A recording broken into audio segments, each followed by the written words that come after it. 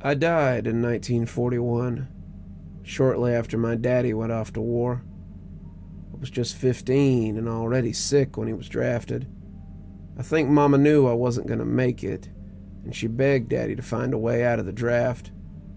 I don't know if he tried or not, only that he left, and then I died a few weeks later.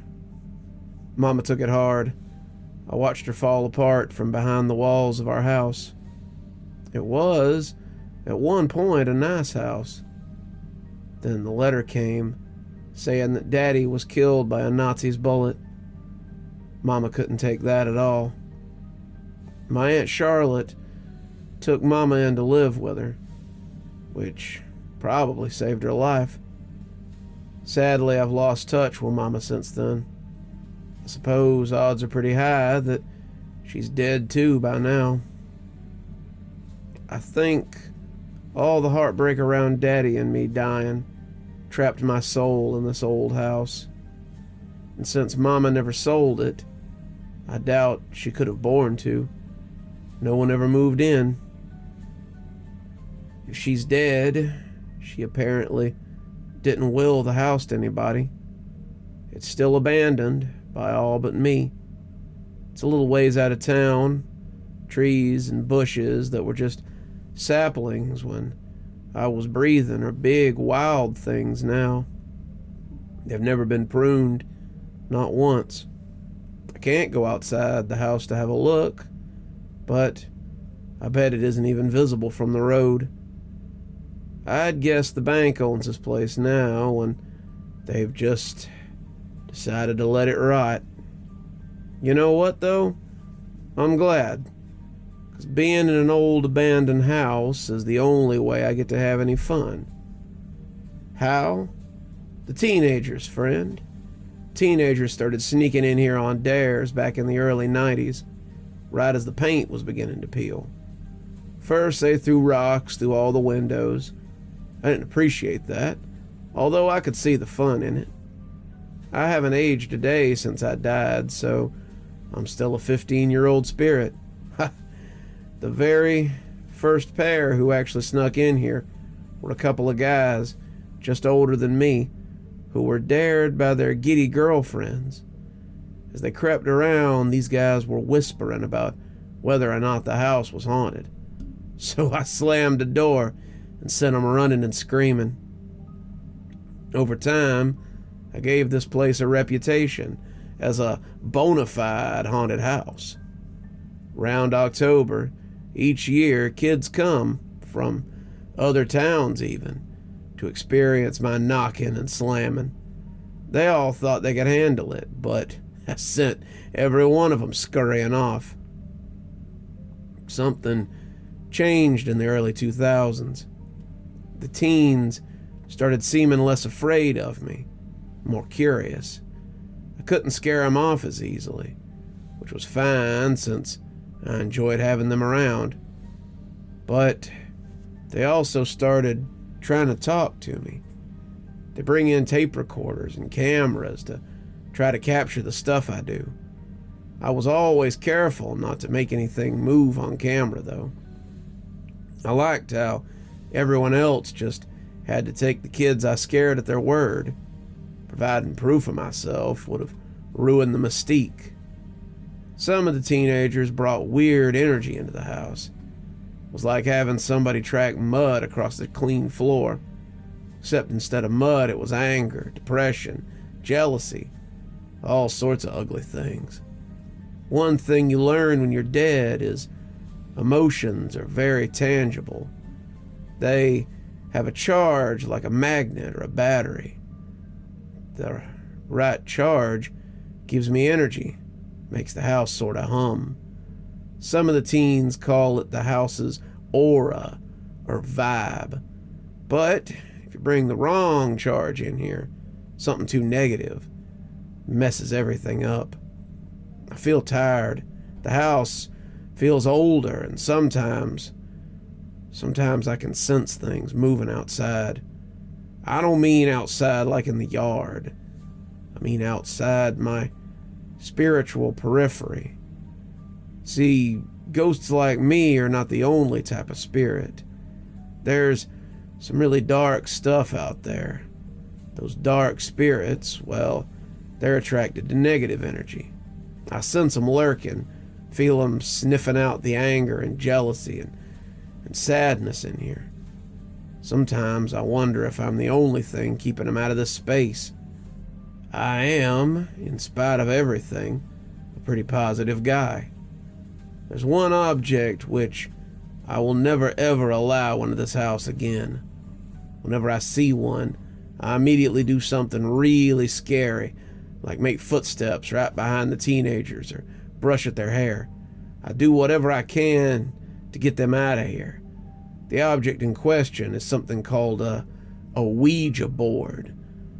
I hadn't never seen or heard of such a thing until the day I almost watched some poor kid lose his soul, and might have almost lost my house to an evil spirit. That, friend, after all of this existence, is a story I would like to tell you today. They came in a foursome: Gavin, Lily, Emma, and Roland. Gavin and Lily were the ghost enthusiasts. They came in with all the presuppositions one would expect from a couple of kids who think they know everything about a subject in which nothing is really known to the living. Emma didn't seem nearly as enthusiastic about the visit, even though she was the real empath in the group. That'll come in real handy for me later. You'll see. Now Roland made me uneasy. See, styles and fashion have changed so much since my time that I have difficulty reading people based on their appearance anymore. For example, 30 years ago, if someone crept in here at night wearing a pair of tattered jeans, I'd have assumed they were a junkie that needed to be chased out before they got too comfortable in my house. Nowadays, everybody's wearing jeans that look ready to fall apart. They're all the rage, as I've heard being hip called at one time or another. All this to say, I have to judge people by stuff that's intangible to the physical world, but potent to me. These things are like someone's mental balance or spiritual harmony. The closest thing I can compare these things to are smell, but you don't get them through your nose. You just kind of pick it up, much like when you drive by a hog farm and before you realize it, you're aware you're breathing in pig stink. Roland's pig stink comprised of grief, insecurity, and anger, disdain for the world and everything in it. I'm not a psychic, but I assumed right away that Roland had lost someone very close, probably recently. Roland had the spiritual posture of someone who's been personally insulted by death. The foursome crept around for a while, and I let them be. I wanted to feel them out. Between Emma's empathic abilities and whatever was going on with Roland, I guess I was sort of nervous about this bunch. Eventually they went upstairs and ended up in my room, of all places, the very room in which I died back in 41. That's when Lily pulled out the Ouija board, and I studied it while they all got comfortable, but I didn't really understand how it worked. Not until Gavin put this little triangle on the board that he called a planchette. Seeing the hole in the middle of the planchette, I understood how the letters on the board were laid out for spelling. The corners designated for yes or no. I found it a little strange that the board had a space for goodbye, but not one for hello. Anyway, I've become a master of suspense over the years, so I let the group play for a few minutes without a response. You know, what finally made me move the thing was that I wasn't sure I could. I wanted to find out. Started by just sliding it a tiny bit, not spelling anything or questioning and asking them anything. Boy, did that get my new friends excited. "Are you doing that?" Lily asked Emma, then Roland. Both shook their heads. Lily and Gavin shared a look. Then, all theatrically, she asked, "What's your name, spirit?" I could have spelled out something like Beelzebub or even Satan, but you have to build up to those sorts of things. Instead, I gave them my real name, B.O.B., Bob. I always went by Robert in life, but, well, Bob spells quicker. "Hi, Bob," Gavin said, after the group simmered down. "We've come here respectfully to try to get your story. We want to know about who you were, and if you'll tell us what the afterlife is like." "Well, Gavin, it's pretty fun because I get to mess with people like you," I thought, as I slid the planchette straight to no. I was trying to put myself in mind of a dark spirit, and I imagined such a thing would be pretty standoffish. "Oh, okay," Lily said. "Is there anything you do want to tell us?" "Can you ask it about, Roland said. "Well, we'll get there, don't worry," Gavin put in. I made him wait a few more seconds, then I slid the planchette around to spell "not safe." Oh, spooky, right? I told you I was good at this. I'd never used an Ouija board before, but same rules applied. Take it slow, keep it vague, give them lots of time to speculate and doubt themselves. "Not safe?" Gavin asked, but more to the group than to me. Roland squirmed like he couldn't get comfortable, or like he knew something he wasn't sharing. His pig stink bloomed around him, billowing out of the top of his head like a smokestack. I didn't like it. "Guys, can I be honest?" Emma asked. "I've actually been feeling a little unsafe, like something's off here. Maybe we should listen to what the board's saying." "Oh, Emma, no, don't spoil the fun." I guess she was picking up on her friend Roland's negative energy, but she was attributing it to me, attempting to come across like someone warning the group of danger, rather than threatening the danger myself. So I moved the planchette around to spell trapped.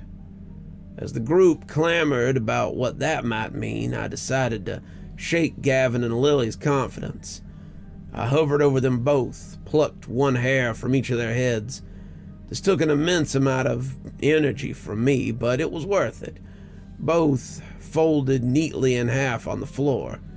Then I dropped both their hairs onto the Ouija board. Pandemonium ensued. Gavin jumped to his feet. Lily slid back, elbows tripping. The other two stayed put, but sat up, stiff as corpses. All four were shouting and cursing and swearing. Do you want to hurt us?" Emma asked, and dang it, I would have slid it to yes when they all touched the planchette again, if anyone else had asked, but I couldn't do that to poor Emma. I liked her, she seemed sweet, and the fact that she had a connection with the spirit realm, well, reminded me of how it felt to have my crush assigned as my lab partner in high school. It didn't mean anything was gonna happen between us, obviously. That would be ludicrous given my terminal case of death, but it made it feel more possible, I suppose. Like I said, I'm still 15. I slid the planchette to no. "Can I ask something?" That was Roland. Gavin gestured at him to go ahead after he sat back down. "Have you been following me?" Before I could answer, I felt myself pushed backwards by a soft but unmistakably powerful presence. The room's weight suddenly doubled. I'd never felt anything like this before.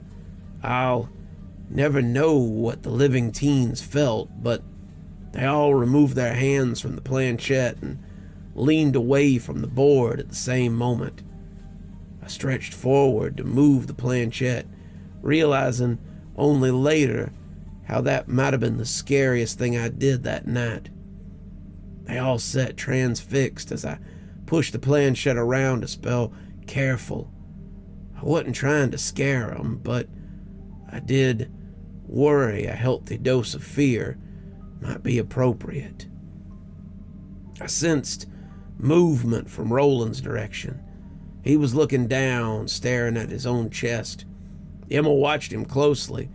I believe she sensed what I saw. A shadow copy of Raelyn stood, rising from his body. At full height, he protruded from the boy's shoulders and neck. It stood well over 6 feet. It looked directly at me, held my gaze as it metamorphosed. Besides bearing Raelyn's general shape, it looked nothing like him. It was absolutely inhuman, with cheeks so thin and sunken I could see its jagged teeth outlined beneath the leathery skin. The eyes which held me were sunken far into the skull and as small as BBs, but they glowed brighter than anything else. The thing's smoky claws now commanded the planchette. Remember, Raelyn had asked the board if he was being followed. I was going to answer no before I was forced away by the new dark spirit. The dark spirit dragged the planchette towards yes, causing an anxious stir amongst the teenagers. It spelled safe now. The dark spirit's paper-thin lips parted slightly, and I could see pointed teeth as black as the rest of it. "Okay, that's good," Lily said. It says it's been following you, but that you're safe now, so that must mean it's like protecting you." "Yeah, that's definitely a good thing," Gavin agreed. "No, Gavin. No, Lily. It's not a good thing," I screamed at them, but of course they couldn't hear me. Emma glanced my way, though. The planchette started moving again, guided by the smoky claw of the figure protruding from Raelyn's back. It spelled Raelyn's name. Emma gripped his arm as if to anchor him. Then the dark spirit spelled out the cruelest, most obscene lie yet. "It's Mom." Again, the terrible figure sneered at me. I was now convinced that it was a demon. Emma's grip morphed into a sideways hug as she pulled poor Raelyn towards herself. He started crying. The other two exchanged nervous whispers, too quietly for even me to hear. The planchette began to move again, but I summoned every kilowatt of energy I could to reach through the pressure force field and stop it. The demon growled at me, and with a too long arm, it swiped me away. I spun backward like an astronaut through space. Emma sensed all of this. Still hugging Raelyn, she looked just above his head, exactly where the glowing demon protruded. "Mom, why did you do it?" Raelyn asked, voice choked by heartbreak. How could you just leave us like that?" This was real bad. I apologize for delaying what happened next, but you need to understand some things about death. See, there are different kinds of death. Mine was natural, but premature by natural standards. That sort of discrepancy, when combined with my mother's intense grief, created the environment which trapped me here. A death by human hands, be it murder or suicide, tears a hole through the separation between the living and the dead, like a bullet punched through paper. The holes take a long time to heal, if it ever does, and while it's open, just about anything can pass through. All this to say, the demon which had infested Raelyn had probably crawled through the hole left by his mother and attached itself to him. I bet it offered comfort at first, but judging by Raelyn's demeanor, even before the Ouija board session, it had already started getting mean. Classic demon trickery. If it could convince Raelyn to welcome it by pretending to be his mother's ghost, there's no telling how far it could take the possession. It might even kill Raelyn and harvest his soul. So when we left off, Raelyn, believing he was talking to his mother, had just asked how she could leave him. The demon began to answer, but I focused on getting the teens to safety. If I couldn't save Raelyn, then I wanted to at least try to protect the others. I'll admit, in the back of my mind, I was wondering what would happen if that demon fully manifested in my house. It had already demonstrated immense power over me, and that frightened me, for my own safety too. In the corporeal world, demons enter people. They dwell inside them and control them. Demons don't have that sort of use for us. Instead of possessing, they envelop and dominate us. They show us how little power and control we really have. I circumvented the group until I was behind Emma. That also put me right next to the demon, but it was occupied with the planchette, or maybe it didn't see me as a threat. Emma was the key. Her empathetic ability was the only tool I had left, but I wasn't sure how to use it. She'd shown that she could hear me, but could she understand? I didn't think so. I wondered if she might sense my touch. Keeping an eye on the demon, I took hold of Emma's free wrist, the one that wasn't on Roland's shoulder. She immediately flinched away. I understood why, but that didn't make it any less frustrating. I tried again, this time only touching the back of her hand, and I projected my desire to save her and her friends. I even whispered to her, "I'm here to protect you." At least one of these tactics worked, and Emma allowed my hand to stay. I slid my thumb behind hers so I could gently guide her hand to the Ouija board. "No, Emma, leave it alone," Gavin said. "God, that idiot. Purporting to be so keen on the spirit world, yet being so dully insensitive to it." I could have punched him. I gave Emma a reassuring squeeze, which she emphatically understood. I guided Emma's hand towards the word goodbye at the bottom of the board and gave her another squeeze, then let her go. I felt confident that she would know what to do. "Guys, I think we need to end this," she said, her hand hovering over goodbye. "No!" Roland shouted, a deep anger boiling beneath his voice. "It's not his mother," I whispered to Emma, and thank the Lord she could understand me. Enough to matter, at least. Emma now pleaded with Gavin and Lily. "We need to end this session right now, guys. Something's really wrong. I can feel it." "I need to talk to her," Roland argued. "Roland, I don't think your mom is talking. I think it's something bad," Emma said, turning to him. "Yeah, she might be right," Lily said. "Before it said it was your mom, it was telling us we weren't safe and all that, remember?" Words can't describe how grateful I was to hear my silly prank may have saved the day. "Oh, yeah, spirits do lie to get what they want sometimes," Gavin said. "I can feel her, though," Roland whispered, but he sounded unsure. Emma's hand went to the planchette. Again, the demon's shadows clawed. I noticed her hand was outlined by a faint white aura. Whatever energy gave Emma her emphatic ability was something wholesome and beautiful. It forced the demon to retract angrily, almost like it had been burned. Gavin touched the planchette again, then Lily. They all looked at Roland, but he didn't move. Emma took his hand in her free one and pulled it towards the planchette. He still clearly did not want to end the session, but he allowed this to happen. They all four of them were touching the planchette. Emma slid it to goodbye, and as if it had never been there, the demon vanished. I whispered thanks to Emma, but closing the session had dulled her connection to me. I'll admit this made me a little sad, despite the victory we had won. The teenagers left shortly after, and I haven't seen them since. That must have been, 10 years ago now. It's hard to keep track. Roland didn't seem any lighter when he left that night. Unfortunately, I have to assume that he still had the attachment. But with a friend like Emma by his side, I hope he's been able to rid himself of it. Can't imagine she would have let him go on like that. The white light I saw around her hand made it easy to believe she saved him. And, like I already mentioned, Ouija boards aren't allowed in my house anymore.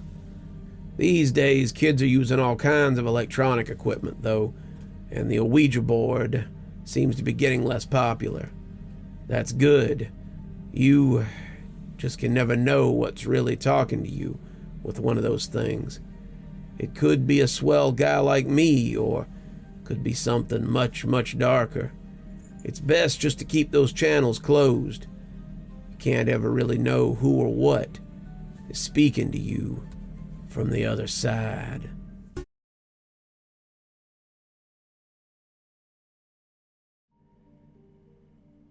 Have you ever stared at something so long that somehow time seems to fade into obscurity? What feels like mere seconds, in reality has been minutes. Well, me neither. That was until I first saw the void. I can't explain what it's like or how it feels, but it's something that can only be sensed, like when staring at the corner of your room in the dark. You can sense something is there, but you can't see it. You just know. That's how the void makes you feel. The hairs on the back of your neck stand up, while your eyes just gravitate towards it, unwillingly. It all started when my girlfriend got her first apartment. It wasn't anything fancy, just a small one-bedroom in the middle of the city. She was excited, and I wanted to be supportive. So I did my best to show my adulation on her starting this new chapter of her life. I was on a break for the semester and was coming back home. Me and my girlfriend had done our best to make a long-distance relationship work, and both me and her were beyond elated to see each other. But, more importantly, she was eager for me to see her apartment. As soon as I got home, I told my parents, hi, ate a delicious lunch my mom prepared for me, something I was craving all semester, and headed to my girlfriend's. Arriving at the complex, I was taken a bit back. The place was guarded with security that was armed. They swarmed around the perimeter, guarding the entrance. As I approached closer, I could see the armed guard begin to look me up and down, and before I was able to get a word out, he interjected. Sir, no soliciting. You must leave the premises, the oversized man told me. The demeanor of the guard left me a bit bewildered, thinking perhaps I had the wrong place. I pulled out my phone to double-check the address, and to add to my confusion, it was indeed the right place. Sir, please leave the premise, the giant man once again said. Still confused, I did my best to mutter out a coherent sentence, feeling intimidated by the man brandishing the rifle. My girlfriend lives here, Kimberly. I'm here to visit her. She lives in 4B, I told the stoic man, my voice shaken with apprehension. The guard remained silent and unmoving, all while staring at me intently, and several seconds passed by before he spoke. He radioed to whomever was on the other side of the receiver. You're good. Please enter, the man told me, while now brandishing a bit of a smile, or perhaps a smirk. I gave him a little smile and walked past the guard as I entered the building. Something about the entrance, other than the usual circumstances, felt off. I could hear the most abnormal humming penetrating from the walls. I ignored it and walked towards the elevator, still jovial at the revelation of seeing my girlfriend. Approaching her door, I could still hear the humming engulfing me, as if a giant motor was filtering air. I knocked on the door and stood with anticipation. As Kimberly opened, all the worries that had inundated my mind evaporated into a cloud of emptiness, and all my attentions were set on the most beautiful woman in the world. My girlfriend. Hey, Kimberly shouted, while jumping into my arms. I didn't even have a chance to respond. My voice was silenced as she showered me in an endless sea of kisses. She quickly pulled me into the apartment, continuing to chatter on about how she had been and how life was coming into place for her, but mostly she was talking about the apartment. As she walked me around for the grand tour, which only took about a minute, her rant continued on without a pause, and as my mind gradually began to drift a bit, my eyes locked onto her balcony. You got a balcony? I asked, with a bit of enchantment. Oh yeah, I forgot to show you. Come have a look, she said, grabbing my hand and pulling me outside. I was a bit disappointed. I was thinking perhaps she had a scenery of the skyline. Instead, it was a direct view into the courtyard, a view she shared with all her other neighbors. I looked around at what seemed to be an endless sea of balconies, Staring at all the apartments above and below me was making me a little dizzy. Whoa, I didn't realize the complex was so big. How many floors are there? I asked, astonished. Kimberly just shrugged her shoulders, dismissing my question, and started pointing to her neighbors, gossiping about who she suspected to be a weirdo. My eyes followed her fingers, seeing that most of the balconies were vacant of anyone. But we only saw one person. It was a woman, just standing still and unmoving like some statue. She was leering down at the courtyard. That caught my attention, since she was positioned in such an odd way.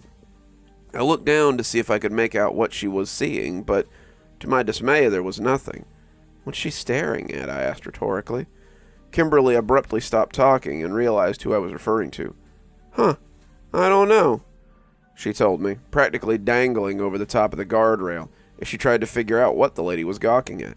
Damn it, Kimberly, be careful, I said with frustration, pulling her back over. She stared at me curiously. This whole place is a bit weird, isn't it? I mean, what's up with all the security guards outside?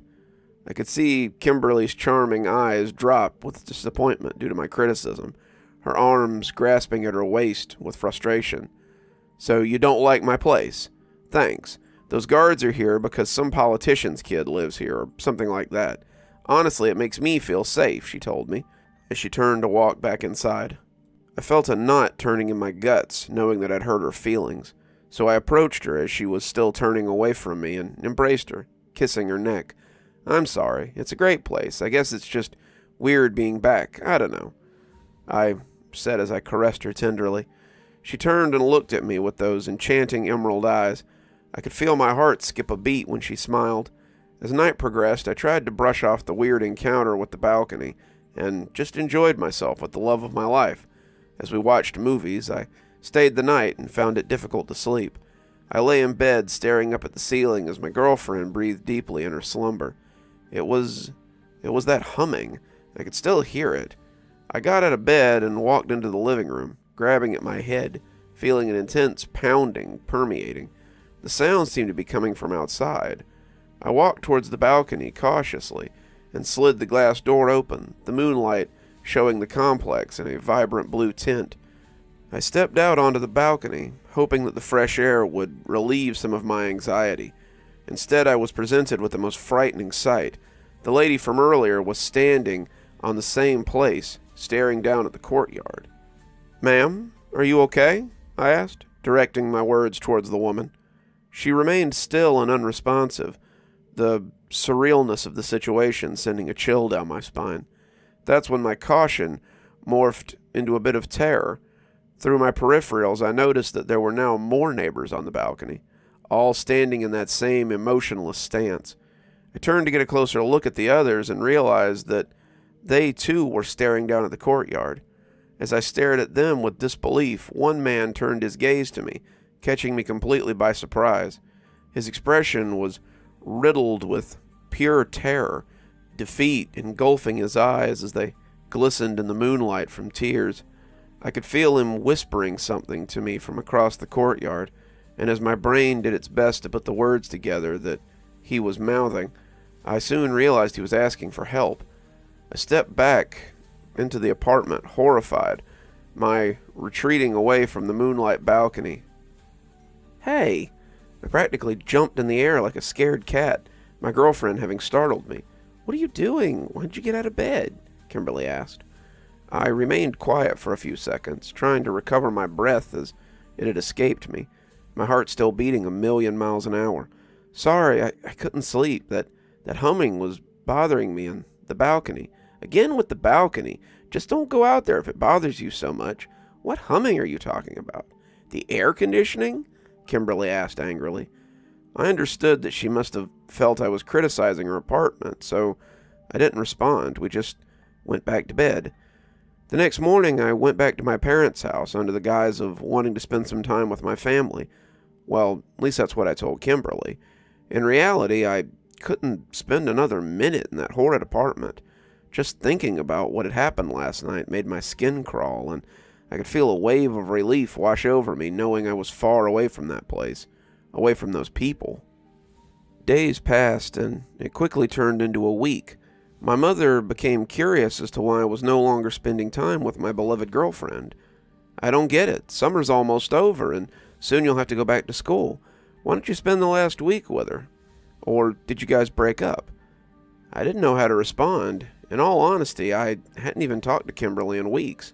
In fact, she hadn't even texted me or called me for some reason that left me feeling a little bit left out. The feeling of being perturbed quickly morphed into one of concern once I had the revelation of perhaps her neighbors had gotten her. "Son, are you okay?" my mom once again asked, disrupting my deep thoughts. "Yeah, sorry, Mom. I guess I was sort of thinking about how fast the summer had gone by, and you're right. I'm going to go see her today, actually. We had a big dinner planned," I lied. No need to get her involved with this apartment nonsense, I thought. I reached into my pocket to retrieve my phone and nervously searched for Kimberly's number. I dreaded calling her, knowing what place she lived in, almost as if the complex could sense my fear. There she was, a finger press away from knowing if she was okay or not, but I waited and waited, time clicking ever so slowly, as I could hear my mother's footsteps in the background, almost urging me to dial. Click. The phone didn't even ring, it just went straight to voicemail. Somehow, in the back of my mind, I knew what had happened. The place wanted me to go there. It wanted me to rescue Kimberly.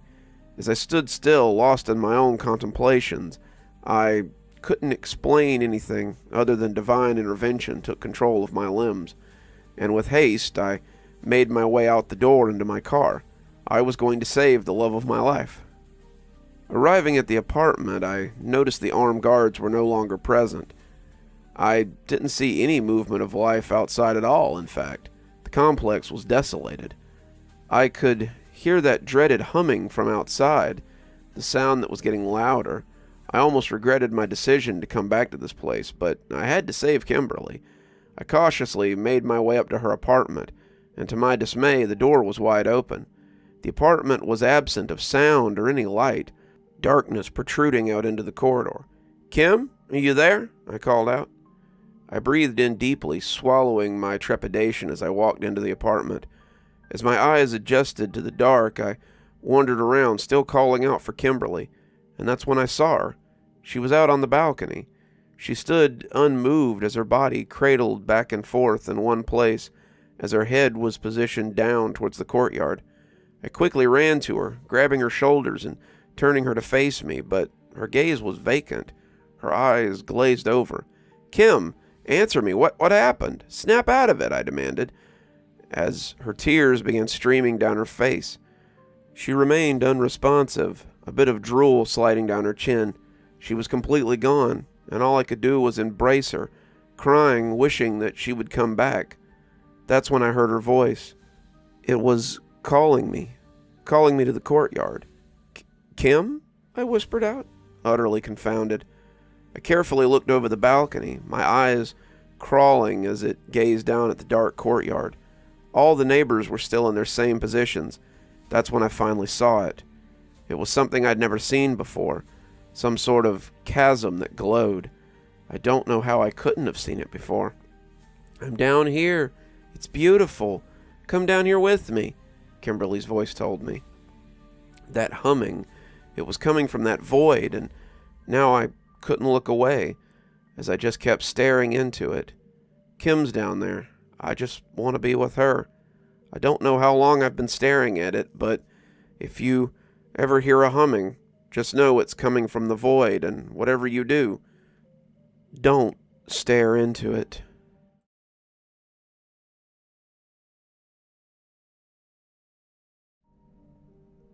Ever since I was little, death was a next-door neighbor. I mean, literally right next door. I could look out the window and see it. I could watch through my bedroom window as Mom walked towards it. Every day, she would wake up before the sun and make her brisk walk to work. It took me a long time to discover what she did, and even longer to understand it. She would pry bodies apart and put them back together, prettier than they were when they arrived. They arrived in dark vans, bruises all over their bodies, and they would leave with eyeliner and makeup. That's where I learned that one can measure life in shades of purple, whether it be bruises or makeup. Measured, mind you, not defined.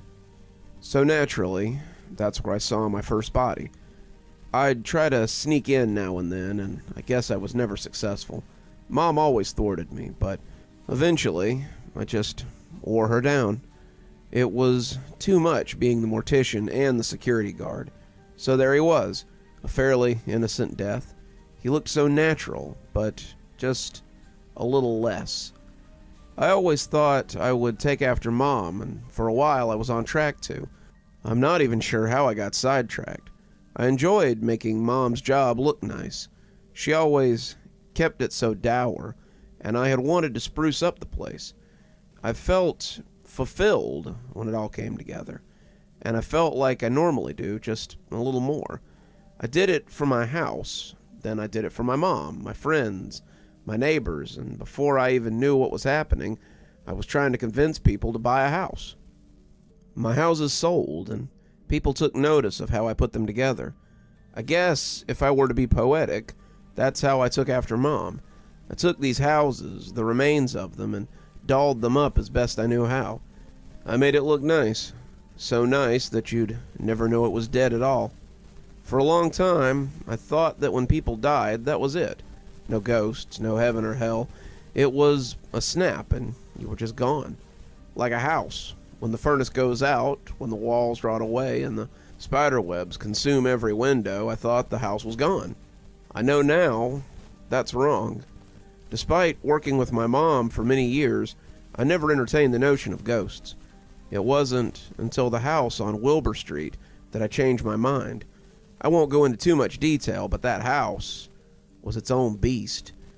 And if it weren't for a strange but generous buyer, it might have been the end of my career. It was a weed, though. Something that sprouted in me, unwelcome but beautiful nonetheless.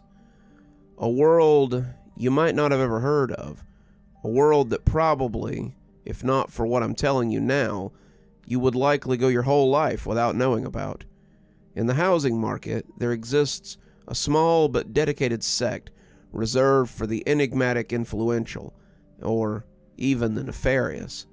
I'm talking about the buying and selling of houses that have, in one way or another, been deemed haunted. Just like any realtor, I'll get my hands on a house sometimes. Sometimes I find it myself, sometimes it's offloaded by a larger realty company.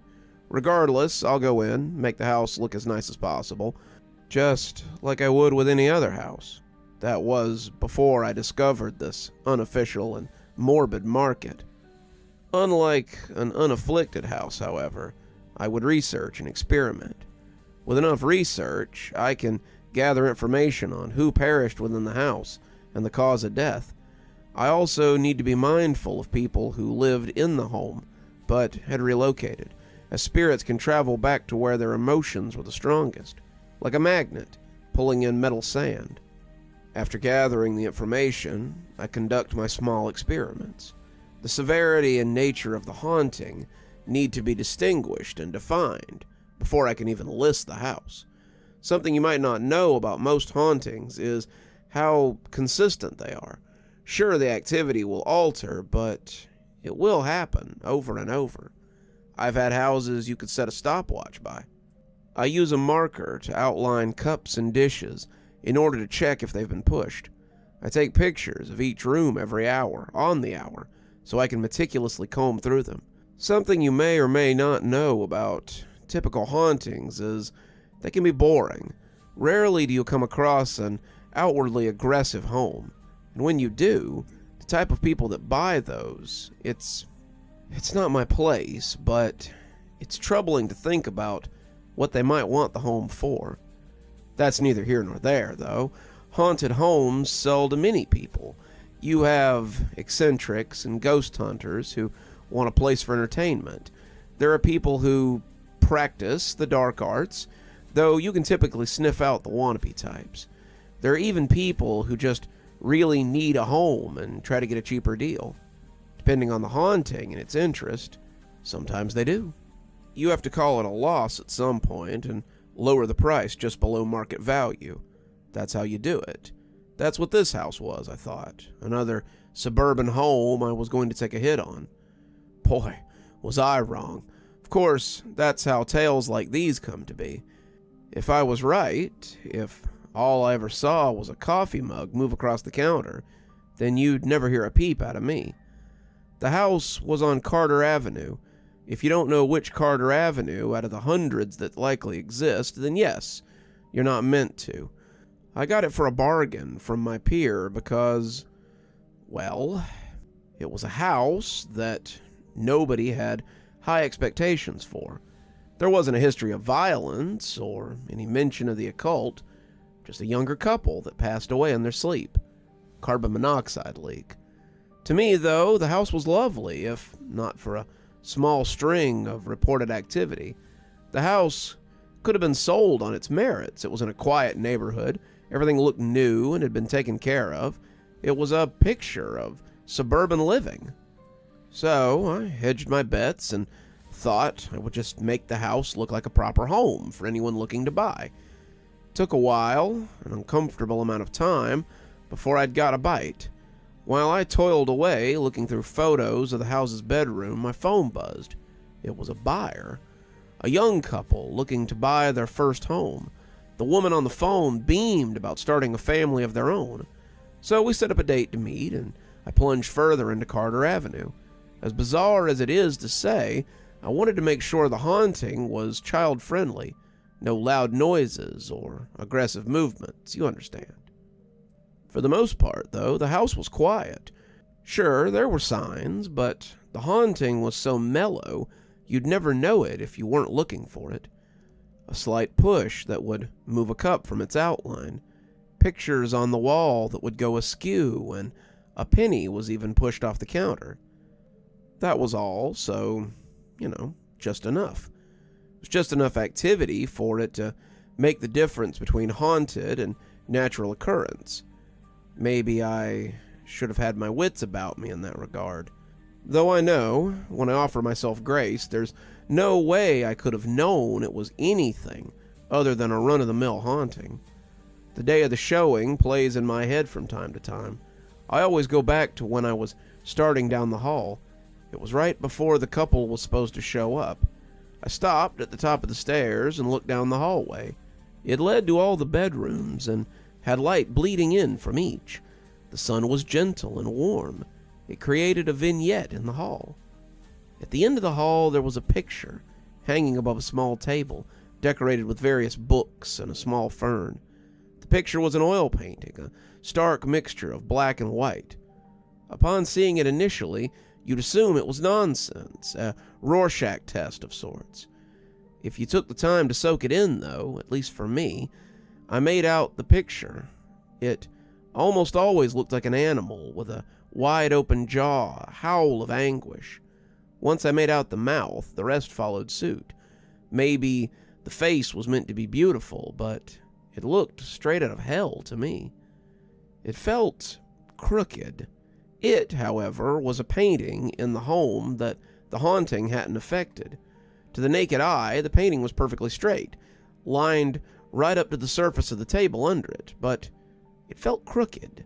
I could feel the painting making one side of my head heavier, craning my neck as if trying to see it from a new angle. The hall itself felt as though it was stretching out, pulling the details of the painting further and further away from me. The once warm vignette ignited from the room, turning into static with the tunnel. So it shouldn't come as a shock when I say I nearly jumped out of my skin when I heard the front door shut. My arms rushed to my chest as if guarding me from an incoming attack. Even without my hands actually on my skin, I could feel my heart smacking around inside. A few breaths in and out calmed me, and I gathered my senses. I quickly rushed down the stairs and spotted the couple, Sandra and Owen Welling. The door had startled me, but I'd informed them upon their arrival that they could just come in, as the house wasn't exactly booked for tours. Bounding down the stairs, I immediately started in with the pleasantries. They looked as normal as can be. The woman was a blonde, her hair just barely touching her shoulders. The man looked tired, almost like he had headed straight to the home from work. His brown hair haphazardly swooped to one side. I couldn't help but notice he was sheepish, letting the woman take the lead and speaking up very little. Admittedly, this annoyed me. They were a couple, and while every dynamic is different, I found it odd that he had so little interest in where he might build a family. It happened, though, and swung both ways. Suppose it's nothing more than a pet peeve, but it did inform me to pay more attention to the wife. So, with her trailing closely behind me, we toured the lower floor. It felt almost like it used to, showing off regular homes. The activity in the house was so sparse that I'd rarely stop to talk about it. In the kitchen, I informed them that it's best to leave cups and dishes a respectful distance from the edge. In the dining room, I informed them that sometimes they could hear a knocking on the floor above. The knocking noise was not audible from anywhere else in the house, which is probably the most peculiar haunt in the home, but it's harmless. She asked questions here and there, but it wasn't until we began to ascend the stairs that she started delving deeper. In the first bedroom, she asked me who the previous occupants had been. I told her it was a young couple, though I only knew their names. We sometimes find photos left behind by the previous occupants, but this time, especially with younger folks, the families affected will snatch up photos before I even get my hands on the house. It might seem odd that I don't go too deep into the lives of those who are supposedly haunting the grounds. I did early on. I'd familiarize myself with their faces and history, but I found that doing so would cause a confirmation bias. I would see faces where there might not have been one, or I'd pick up smells related to the previous death and assume it was paranormal, when it could just be a clogged drain. The woman stalled for a moment and rested her hand on the doorframe. I could only see her back.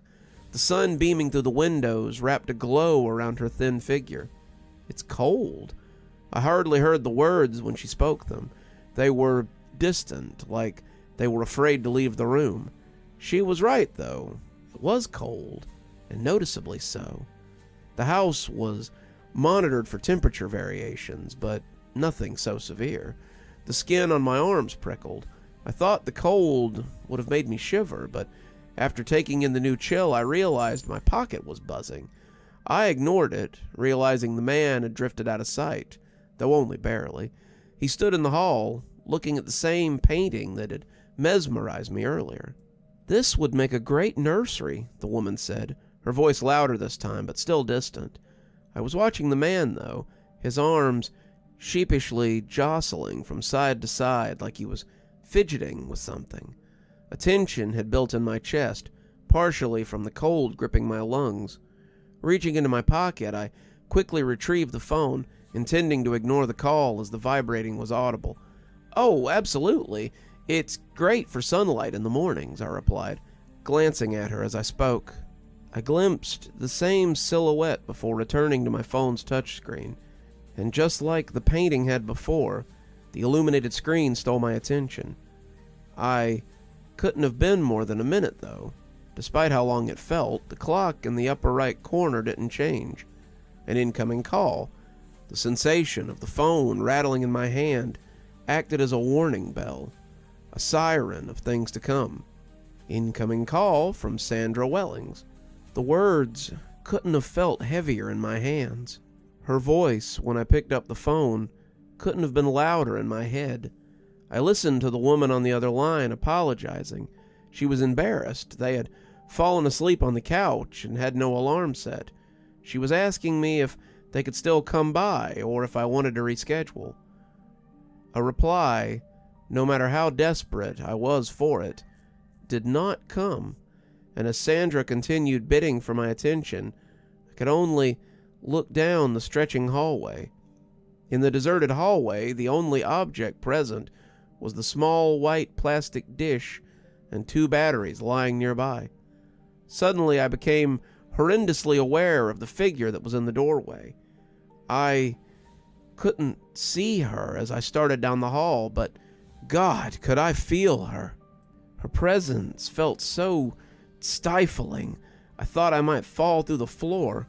A soft whimper of denial weaseled its way up my throat. It felt like I was being told a story, or rather, it felt like a story I'd already known, but that had been pushed deep down. This was someone else's story, a story of a death much more sinister than the public knew. This would be a great room for a nursery, the figure spoke, and as if those words manifested, I could feel strands of hair drop on the side of my face. She must have been as tall as she felt, hunched over with her head pressed against the ceiling, dark strands hanging like stalagmites. She wanted me to look. I could feel it. Her gaze fixed on me and burned holes through my scalp. Closer and closer, I could feel her warm breath wafting on the side of my face. The smell was more noticeable, though, or rather the lack thereof. I could only watch the painting, the hallway, once again tunneling as I pondered if it was safer to look at her or ignore her. Hauntings could get bad. Yes, even this bad. I've experienced little myself, but this wasn't my first time, though my heart still bumped like it was. When the retching began, the decision to focus on the hallway became one that I picked. A guttural and whining scrap lurched from the woman, though. It sounded like pulling marbles down from metal tubing, and after a moment something spilled from her mouth. I could hear small thuds smacking the ground, one after another. Once again the sound reminded me of marbles. Then she was gone. I released the breath that had been held down as her weight lifted off me, allowing my skin to loosen. Looking down, they were all splayed out at my feet. They must have rolled around quite a bit after hitting the floor.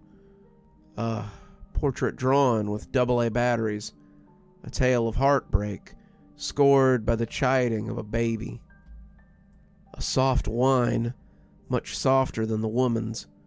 That room really does get so much sun. It had rested such a lovely glow on the crib inside. I could hear the baby crying from within it. I'm sure I could have heard it from anywhere in the house. It was ethereal, something I couldn't escape. It echoed through the walls and bounced around the room as I took my first step inside. The batteries around my feet shuffled aside and rolled, clattering against one another. A game of electric billiards. The sound of the baby crying became less defined with each step I took, its cries being pulled further through the veil. The white wooden slats of the crib ceased to be an obstacle, and I could peek over the edge. I didn't intend to step further. The bile was already churning. The sides of the crib acted like a dam for the wet, sticky mess inside. All that white was painted freshly red, a crimson that glistened in the sun. My legs gave out, and I crashed to the floor. The hardwood vibrated on impact. I felt my throat choke and scratch. Burning came afterwards in intervals. I was getting air, never catching my breath. A burning rose in my chest, nails dragging. Looking down at my shirt, I could see long dark lines running along my skin, like aged scratch marks. "I'm sorry," I whispered, cowardly, pensive. Looking up, he was lying on the floor, the boyfriend, the man. He was clawing at his chest, and his body writhed.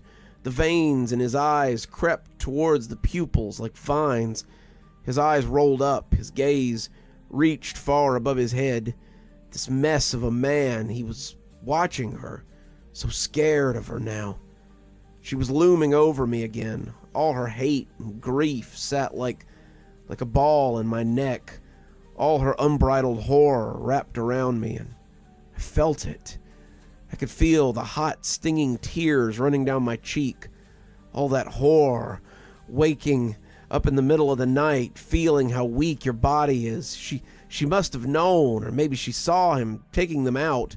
He probably told her Told her he was replacing them. A depth of despair I could only understand when I looked into her eyes, dying, knowing the life inside of you would follow. I thought, truly, that her face would be horrific, a mangled mess of bones and flesh, red and pulse. Horrific indeed, but there was no blood, just tears. The streams disobeying gravity. They twisted around her face and slipped around the curves of her nose. Her very own soul, a Rorschach. Pain will paint our lives. It can shape the way we see things. It can change the feeling of a room. It can haunt the memories you once held dear. No matter how many times you try to paint over that pain, it's still there. And I felt it on my face that day, as a few of her tears relented, failing to mix with mine. I knew her more intimately than I knew myself. That's the real ghost, and I suppose it always will be. The pain. We locked eyes, and although I understood her, the fear did not subside. A part of me felt like if I moved, she would change. If I broke off the conversation, as it were, then I would see something worse. The pain was a mask, and I could feel whatever was under it was in torment. I still think about it sometimes.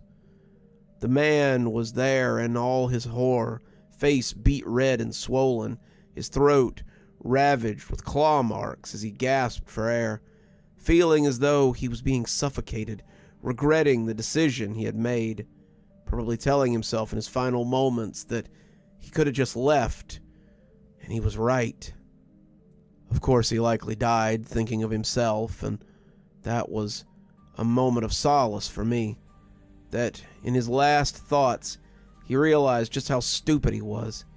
Even as I heard his body writhe around, pudders of liquid spilling from his mouth, even as he smacked the floor with what little strength he had left, begging for mercy, I watched his face, long and black, curtain-like strands of hair cutting off my peripherals, so all I could see was her. I stared into her face, dread growing closer. My eyes started to lose focus as she looked down at me. Her face appeared to stretch away from me like it was retreating down a hallway. She moved further and further, the guttural sound from before echoing around the column of hair she created. It got louder, growing as she shrank. Before too long, her face appeared like a two-dimensional object in the distance, just her misery, hanging solitary in a museum. At that distance, the noise was suffocating. A chirp layered on top of 1,000 other chirps until I couldn't stand it anymore, and my eyelids slammed shut. The noise halted then, and quiet returned. My breathing was deep and ragged, and after wrestling with the thought, I opened my eyes again. Staring down the hallway, I felt the phone in my pocket buzz. Reaching into it, I read that Sandra was trying to get a hold of me again. Only 3 minutes had passed since she called. Accepting the call, I heard her rambling. I only focused on what she was saying when she asked if I was showing other people around. The words came out before I thought about how to phrase them. I just asked, "Did you hear her too?" Sandra chimed that she had, but hung up when the baby started crying, as it was hurting her ears. She continued talking as I zoned out, hypnotized by the hallway once again. "The house isn't a fit for you," I cut her off, cold and direct. "This house was no place to raise a baby. Someone will buy it, but I won't sell it. A damn shame, too. The light coming in through the window at the end of the hall really livens up the place."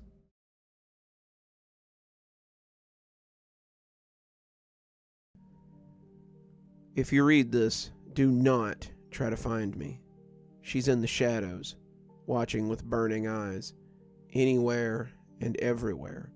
No matter how far I go or where I am, she's there, watching.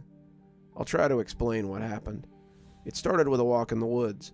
I usually go there to clear my head, but this time was a bit different. Life has been difficult. My father, the only consistent figure in my life, passed away a few months before.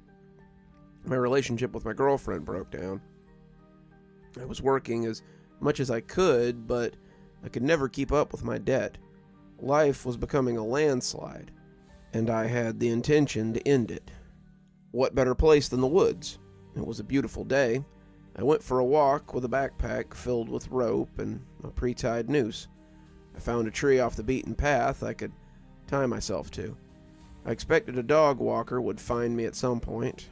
They always seem to find the bodies.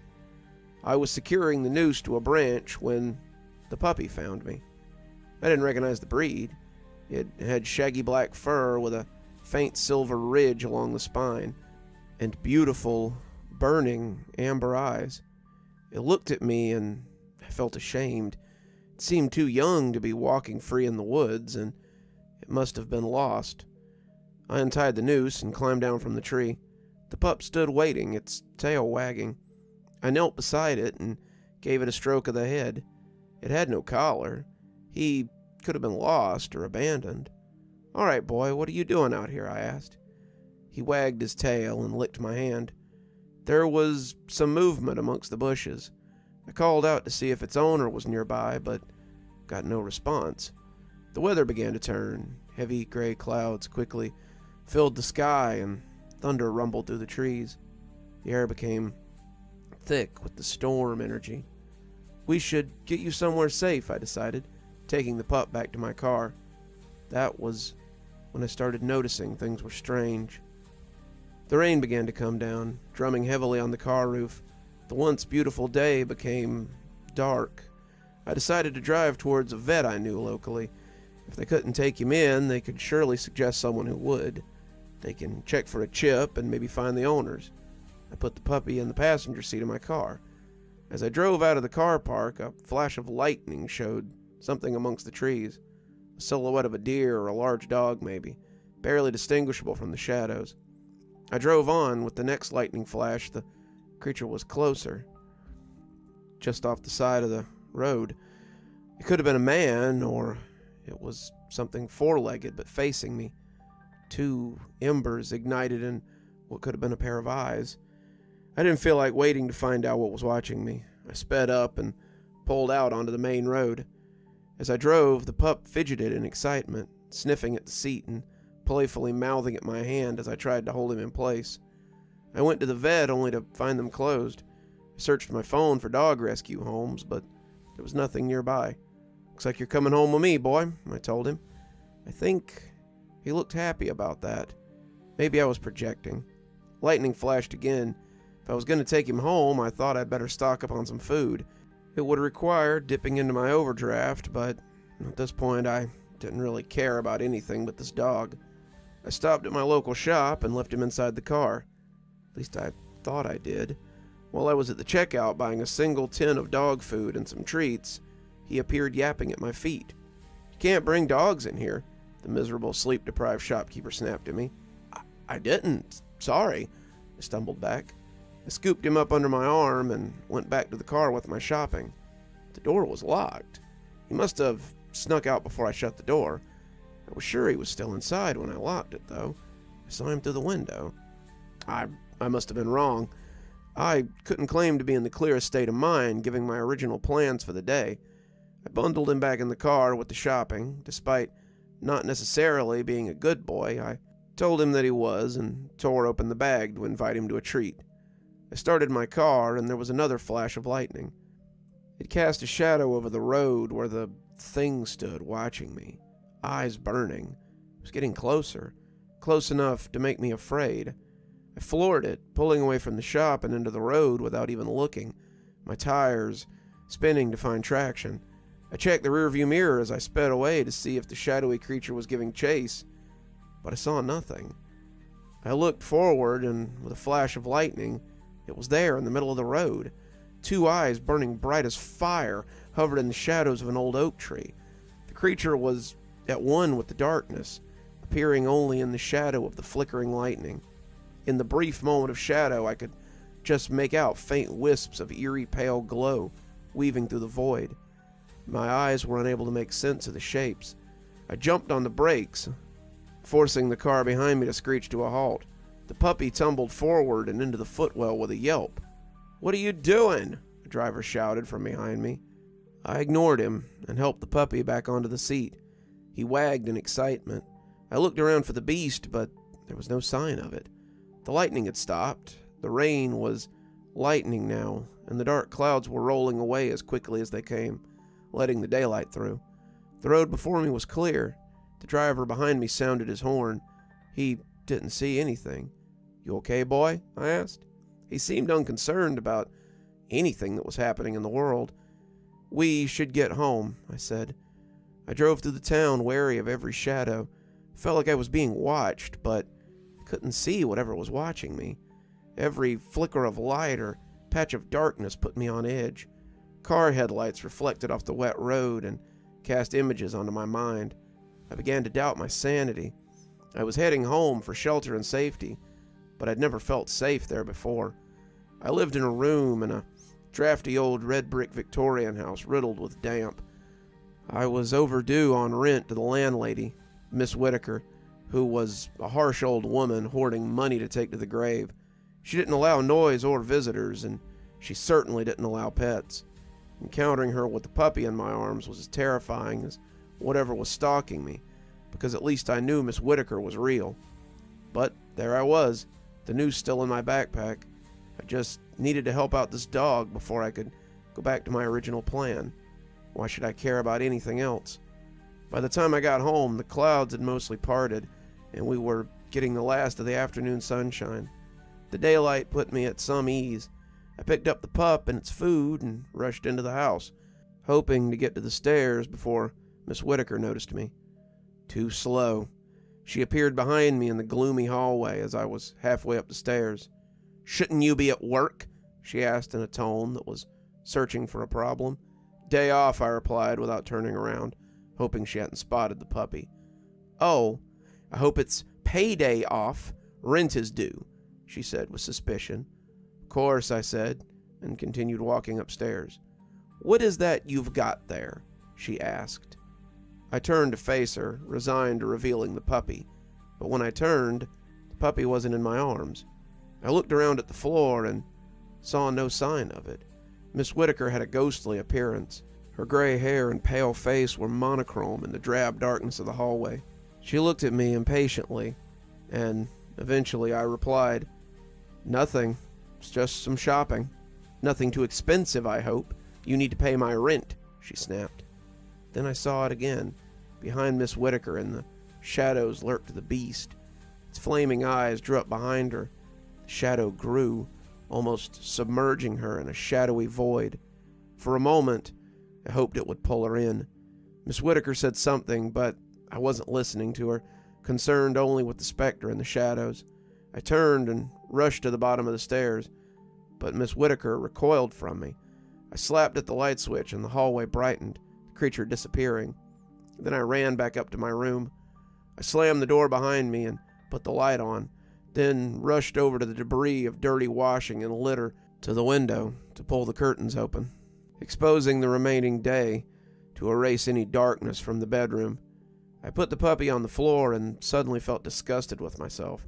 The room was filthy. Dirty dishes were stacked on the bedside table. Every surface was caked with dust. I could barely see the carpet for my mess. This wasn't a fit place for a dog to live. I had the immediate urge to tidy up. I cleaned a small space in the corner and emptied half the tin of dog food onto a clean bowl. While the puppy ate, I tidied up. Then I heard stomping up the stairs, Miss Whitaker shouting out, "What is wrong with you? Why have you put the lights on? That is my electricity you're wasting." She then banged on the door. "Have you got the lights on in there too? Open up." "Sorry, I just need some light. I'm tidying." "You? Ha!" This was the closest I had ever come to hearing her laugh. "Turn it off now, or you can move out." "Please, just leave me alone for a bit." She banged on the door again. "Off, now." When she noticed the light remains on, she said, "Fine, I'll sort it myself," and stomped back downstairs. The puppy was eating happily. I found a half-full bottle of water and emptied it into a small dish for him to drink. I watched him while sitting on the edge of my bed. Then the puppy had his fill and came over to sit by my feet. I lifted him onto the bed, and he got comfortable, resting his head on my thigh as his amber eyes looked up at me. He began to sleep as I stroked the top of his head, and it seemed at that moment we were both content. Then the lights went out. Miss Whitaker must have switched my electricity off at the fuse box.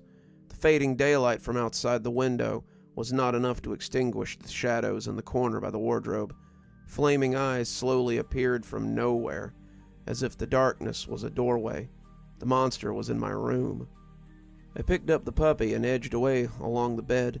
Soon my back was against the wall and I had nowhere else to go. The fiery eyes grew closer. Ethereal wisps danced from the darkness until my eyes could finally make sense of their shape and movement. I could see a vague outline of 4 limbs walking, hackles raised down its back. A muzzle snarled at me, dripping with drool. The great hound became clearer beyond its spectral hue, bigger than any dog I'd ever seen. It had a pale streak down its back like the puppy. It padded beyond the shadow to show thick, shaggy black fur. It was ready to pounce at any minute. It gave a guttural growl, exposing great white fangs. While I recoiled helplessly, the puppy squirmed free and clambered down my leg to the floor, the ridge of pale fur down its back showing white with ethereal light. It ran over to the great black beast, which never broke its gaze away from me. Then, as if breaking from a trance, it looked down at the pup, lowering its snout towards it. "No!" I shouted. I couldn't let it devour the helpless thing. "No!" I shouted again. I picked up the lamp from my bedside table in a pathetic attempt to brandish any sort of weapon. The beast looked at me with contempt, then looked back down at the puppy. It lowered its snout and licked it across its face. The puppy brushed up against the monster and wagged its tail. The great hound inspected the pup with sniffs and licks of maternal care. The mother then picked the puppy up by the scruff of the neck, and they walked into the shadow, fading into wisps of spectral light before disappearing. The puppy appears every so often to play, no matter where I am, home, work, even when I was in the police interview room. The mother is never far away. They usually disappear back into the shadows before anyone else can see them. Usually, those who have seen them don't live long to tell about it. I know they think they're protecting me, but they didn't need to kill Mrs. Whitaker. I didn't notice for a few days until the smell crept through the floorboards. At her door, I heard the buzzing of flies. I called the police to break into her room, and they found her mauled. The coroner ruled that it was a dog attack, although they couldn't explain how a dog got in and out of the locked room. The mother never fully comes out of the shadows, but she watches me. In the corner of my eye, I'll catch its fiery gaze. I don't think she means me harm, but I've seen what she can do, and it's hard not to be afraid. The pup is a good boy, but they're both overprotective. I've seen their eyes appear whenever anyone angers or upsets me. I know she intends to kill them. Death seems like nothing to her. My supervisor at work was found dead in the stockroom after he criticized the time I had taken off due to my mental health. I admit it got to me. He was mauled like Mrs. Whitaker. The hound also appeared after my ex-girlfriend came over and demanded her TV back. She forced her way in, and I was desperate for her to leave, so I ended up giving it to her. But it wasn't about the TV. She was just insistent on arguing. She didn't make it out of the house. I tried to stop them. After the deaths, I had to run. I'm innocent, I swear it, but if the police turn up to arrest me, I can't imagine what the hounds would do to them. I found somewhere secluded to live. I won't say where, but it seems mostly safe, and I'm content with a simple life off the grid. I have had occasional troubles. Some men tried to break into the caravan where I've been staying. That didn't last long. I had to bury their bodies in a ditch one night. The dogs were just protecting me. At least I'm not suicidal anymore. What does that say about me, that I'm willing to live even when I'm such a risk to others? As long as people leave me alone, they'll be safe.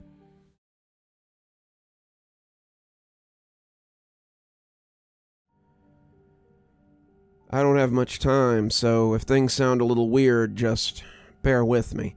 This is a warning. If you see black clouds at all, just run. Doesn't matter where you are. I don't know if this thing is spreading. I'm getting ahead of myself. On April 5th, my wife and I took off for a wedding in Vermont. Before we left, we heard the news talk about a big northeastern storm that's going to drop a bunch of snow and ice. Even though it looks like we're going to be okay since our plane is landing technically in New Hampshire, just south of the storm. The flight was 2 hours, but about halfway through the trip, the clouds started to change color. Not gray like you'd expect. Darker. More like black. Looking more like volcanic ash clouds than normal storm clouds. My wife was busy playing her Nintendo Switch, but since I was laid off, I had a lot on my mind.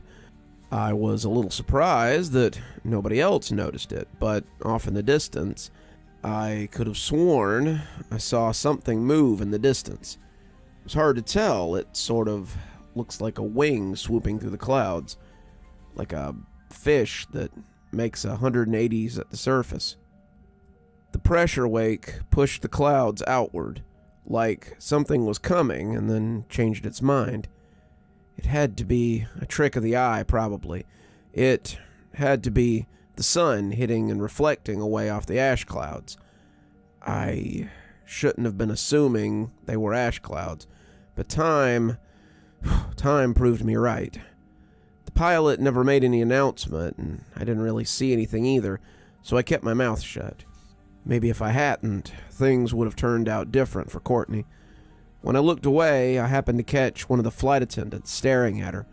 Her head slightly tilted, and she wouldn't take her eyes off of me. It sounds strange, but it felt like she was waiting to see if I was about to tell my wife what I had seen. I decided to keep looking busy, and even decided to shut my eyes for a few minutes. Thinking she had just seen something might distract the old veteran stewardess's attention. It had to be about 10 minutes because I listened to my favorite song twice and another song before opening my eyes. And to my shock, she was still looking at me. Now, her teeth looked different, like she was trying hard to smile. I swear it looked like her gums were bleeding. I decided to get up and go to the bathroom, the one farthest from her. That must have done the trick, because when I came back, she had moved on to her normal duties of serving passengers. When I got back, my wife finally noticed the black clouds, but by this time we could barely see past the wing. Did the pilots see anything? Not wanting to worry her, I assured her they have all kinds of communications and radar. Even if they can't see in front of them, they know where they're going. She gave me a look. Courtney was like that. She could see right through me like an MRI machine. The fasten seatbelt sign came on, and with it, the pilot's voice. Attention travelers, we'll be making our final descent momentarily. Please make sure all loose items are stored, as you won't be needing them. What's that mean? That was weird. I looked around, and thankfully, someone else, who I would shortly find out was our air marshal for the flight, stood up and headed for the cockpit, his face a mask of concern. He shut the drapes behind him, so no one could see him. I heard him knocking loudly and asking to be let in. Just then, the stewardess from earlier rushed by me, running against my arm. Suddenly, my arm was in drastic pain. I looked down, and it looked like someone had taken a cheese grater to it. My wife looked to try and help me. "Oh, God, are you okay? What happened?" I told her I wasn't sure and started pressing dirty paper towels and Skittles wrappers on my wound to stop the bleeding. My wife yelped for help. Other people started looking, and in the confusion, nobody else saw the air marshal struggling, except me, as he was pulled into the bathroom by the stewardess. Except she now looked more like a demon, with black scales on the forearms of her lethal hands and sharp claws. There was panic on the man's face, or maybe it was pain. I don't know. Just as the door shut, I could see the man's skin turning red as if it were being burned off by a torch or whatever that thing pretending to be a stewardess was. Before I could tell anyone to look, the air marshal disappeared into the airplane bathroom. By this time, my wife had noticed my face and looked up front, but she didn't see anything. "Are you okay?" I tried to tell her something. It took the air marshal, but she just looked at me in confusion. And that was when the gunshot rang out in the cabin. The bullets began flying out of the bathroom from where the air marshal had been dragged. His screams were guttural. He must have gotten loose, but he never made it out. More bullets went off, and everyone scattered. Several shots hit the cockpit, and luckily they didn't penetrate the bulletproof door. Unfortunately, one of the bullets did shoot out the pressurized windows. The next few minutes were a blur. Everyone was panicking, and with no direction, everyone braced for the inevitable. I looked out the window just as we were about to hit. We were through the clouds, and what I was seeing wasn't New Hampshire. It looked like some kind of hellscape. Lava rivers and large mounds in the distance, horned monstrosities roaming the outskirts of the airport. The barbed wire fencing that lay more like fences made from rubber or skin, and the buildings were covered in ash and strange demonic symbols. After that, it was only blackness. I came to eventually, hanging and nearly falling out of my seat. I appeared to be only a few feet off the ground, and I was alone. My wife's seat was broken clean off. I can't see her, and I don't see anyone else living. I prepared myself and unlatched the seatbelt. I tucked and managed to save my 33-year-old ankles when I hit the ground. I stood up, letting my bearings hit me, when I finally got a look around and noticed there was no sun. It should have been there. It was 3 o'clock in the afternoon, but it looks like midnight out there. Alone and scared, I tried calling out, but I was afraid to draw the attention of those giant monsters I'd seen just before the crash. Just then, I heard a girl screaming. Instinct kicked in, and I ran to help. I jumped over the debris and body parts from the passengers. All I could think was that it might be Courtney, and I had to do something. I rounded one of the plane engines that was on fire, and I wish I didn't see what I had witnessed next. An early 20s Gen Z girl covered in dirt, her face cut and badly bleeding. So bad I couldn't tell if she still had her eyes. But then the worst of it finally hit me when I realized what she was doing. She was feeling for her legs, or her lack thereof. She cried out, screaming for her mother, while she grabbed at the stumps of what had been her legs. I have to admit I was scared. I was in shock. How could I help her? I didn't know, but I knew I couldn't let her suffer alone. I took a step when suddenly I heard another woman, but this one wasn't screaming. She was laughing. Suddenly, a beautiful, terrifying demon woman walked around the corner, and with her came 2 tiny crawling demons. "Oh, my child, save your screams. We're just getting started." With that, she snapped her fingers, and I watched as the demons tore into the poor girl. Her screams drew more of the demon dogs. "The more you despair, the more you will suffer. Embrace the suffering, and you will be released from it." The girl cried as best she could as the monster tore into her throat, but with one last breath, she must have gave her what the demon wanted. Suddenly, they were surrounded in black smoke and disappeared. The demon dogs, the demon woman, and the girl, all gone. I was left alone among the debris, the death, the ash-filled air. I didn't know what to do. I found a place to hide. I thought this was hell. Found out later, it wasn't. After having a breakdown under the debris of the crashed plane and still having no idea if my wife was even alive, I had this weird feeling that I had to keep going. It just kept saying, keep alive, keep moving. I can hear those demon dogs coming. I need to be fast. Sometime after my encounter, I heard something loud and deep. It was familiar somehow, though. It sounded like an engine, a plane. I ran through piles of debris and burning cars, planes, cruise ships, and buses. I got to the top of the debris mound just in time to see a 747 punch through the clouded barrier. This one landed just like it was supposed to. I looked up and noticed flying demons scattering as the plane hooked the terminal gate. Just then, the hundreds of demons surrounding the tarmac shrieked like they were welcoming something. Just then, from a shadowy hole in the ground, a giant snake erupted. The giant snake-like creature slithered around the plane like a boa constrictor, preparing to suffocate its prey. The doors opened, and immediately I could hear people screaming for their lives. I watched as a humanoid demon dressed like a pilot in a torn uniform, with random horns tearing its suit of skin off. It was like it was wearing a costume. It started throwing passengers off the plane. Demon dogs and other emaciated humanoid demon things began to swarm the passengers. A middle-aged man in a $5,000 suit, he screamed as the creatures tore his clothes off and he was carried into the main terminal. He swung his suitcase like a weapon. Just before he disappeared, one of the smallest humanoid demons jumped up and bit down on his wrist, stopping him from injuring any of the rest of them with that metal suitcase. I could hear him scream even louder, begging for help and to be let go. Before he vanished into the terminal, I saw the little demon tear the guy's hand off. Was that where they took Courtney, I wondered? I navigated my way inside. I don't know why I put myself through these sights of something in me just kept demanding that I move forward.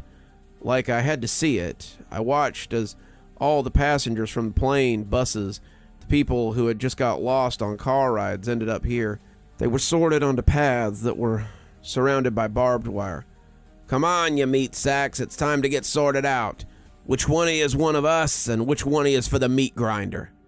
One of the sick-looking demons with a sharp pike yelled at these poor souls, shuffling them through the giant rotating spikes, just like TSA instructing passengers to go through security. Demon guards pushed each person towards the front of the line, where a larger demon would look at each person to classify them. Aviation, infantry, necrotics, this one has spirit. Training pits, we'll beat that out of you, or we'll eat you. The guy looked like a soldier type. Broad shoulders, tattoos, looked like someone from a movie, with the army guys in Benghazi. One by one, people were chosen for roles in Hell's forces. As far as I can tell, there was a small percent of prisoners that the demons didn't want anything to do with, which I thought was pretty weird. Wouldn't everyone make a good soldier? I never got my answer. One of the flying demons landed near the ventilation duct I was hiding in, and I needed to sneak away. I made my way through the vents. To my relief, nothing was in there with me. At least nothing that ever found me. Eventually, I found my way to the airport authority office. It looked guarded, several bear-type looking guys and big old demons that guarded the door. Using the vents, I quietly snuck in and found what appeared to be a map with some demon casting a spell over the airport. On the giant omnidirectional map, I could see a bubble around the airport. At first I thought it was hiding this place. Whatever that thing in the airport authority office is, it's how they're cloaking the airport, and the demons are building an army with our own people. I don't know how, but somehow in this office I have signal. Maybe it's how no one knows this place is gone. I don't know. I don't know anything up until an hour ago. I didn't even believe in hell. If anyone gets this message, you need to tell everyone about this demon cloaking this place. If it's something more than turning people into demons, I don't know, but we have to save these people.